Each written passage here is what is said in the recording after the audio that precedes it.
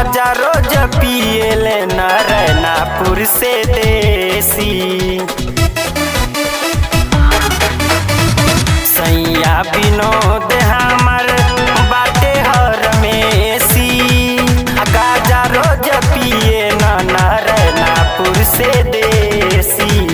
रनिया के टंगिया में रहेले अजुराइल ना बुझाइल ननदू कब खदान मोर खोदाइल ना बुझाइल ननदू।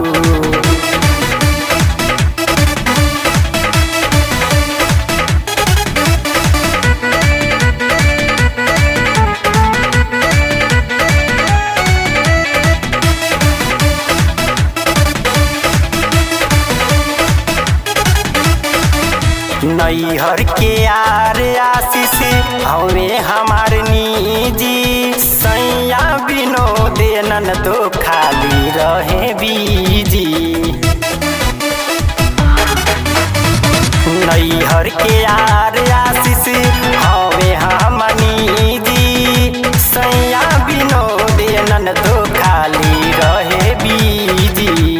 छिछले गड़हिया बिना पानी के सुखाइल ना बुझाइल ननदू कब खदान मोर खोदाइल ना बुझाइल ननदू।